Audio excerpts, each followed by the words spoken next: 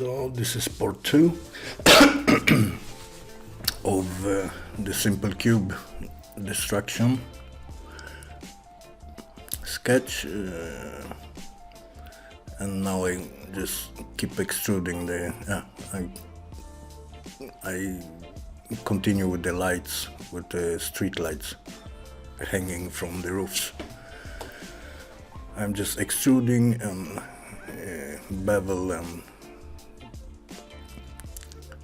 bridge. It's pretty much what I use all the time. And as you see, I work with the array modifier, so I can see exactly how everything gonna look in the end. So it's easy to decide where the light's gonna be, how high and how big. Sometimes you make a light and it looks good, and then you put it up and it looks still good, but then you add 10 of them and it begins to look like crap.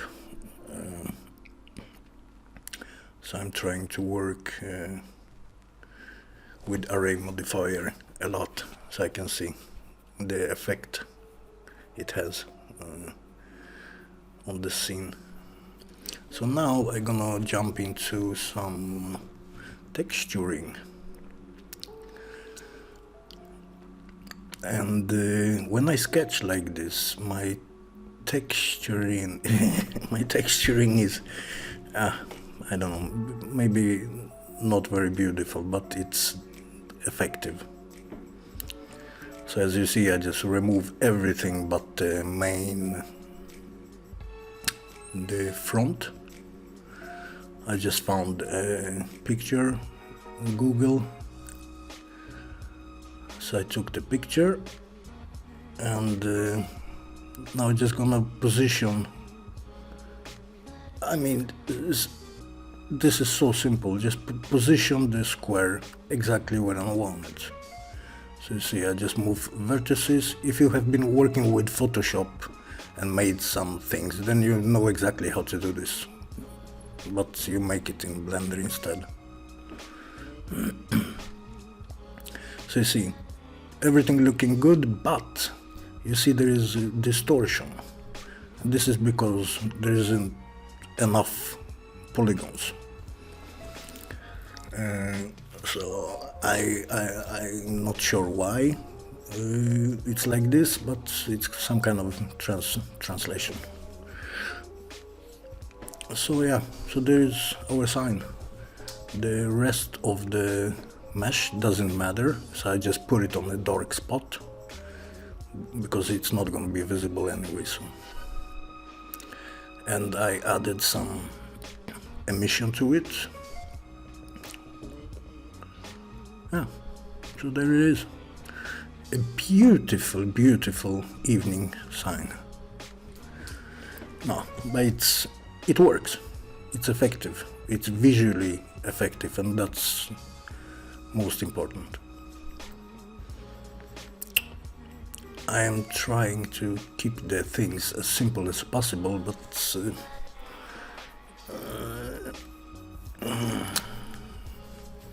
I don't know, sometimes it's difficult to keep it very simple. So now I'm gonna make the other sign, and yeah, I jump quickly here because it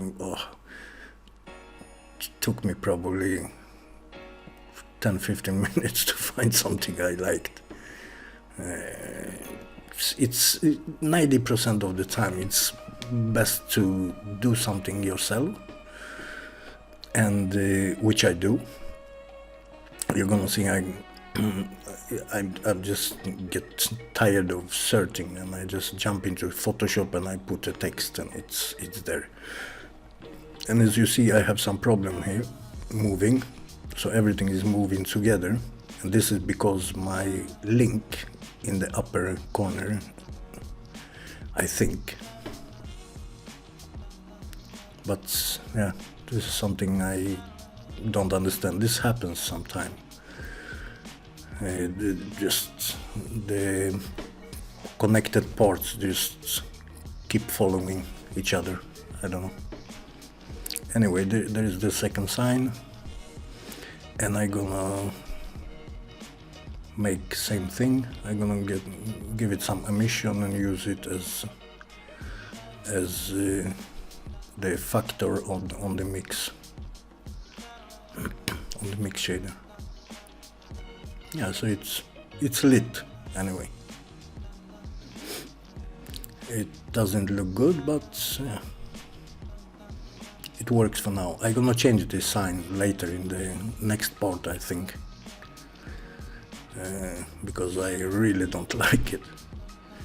It's really horrible, I think, but it works. So now I resize it a little bit so it doesn't take up as much space.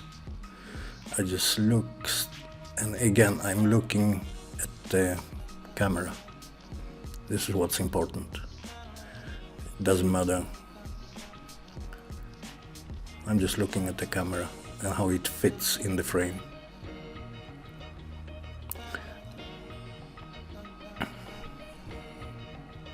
So now I'm gonna throw in some punches on the other side. Make a shop, another shop, yet another shop on the walking street. And yet another corner shop. But this one I'm gonna actually edit now I'm editing the cutting boxes. So this one I'm gonna rotate it. Yeah, so I want like a 45 degrees angle shop.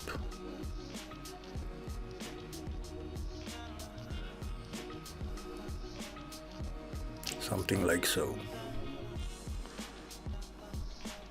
And I think I'm gonna try to extend it all the way up to the top and see how it looks. Yeah, it's kinda, I like the idea, but I like the idea. It's cut 45 degrees, but it doesn't really work in this scene. So I go back to the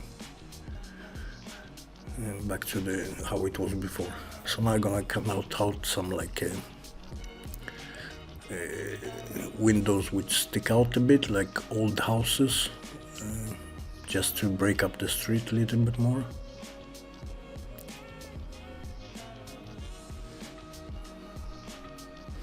Yeah, this is BoxCutter. Sometimes you're just lost with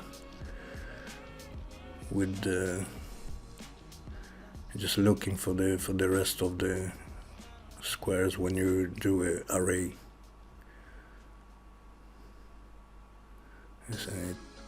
Sometimes it's easy, sometimes it's hard.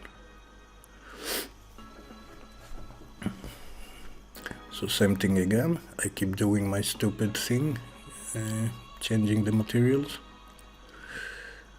And now I'm gonna begin to cut out the shop. And this is pretty much it for part 2.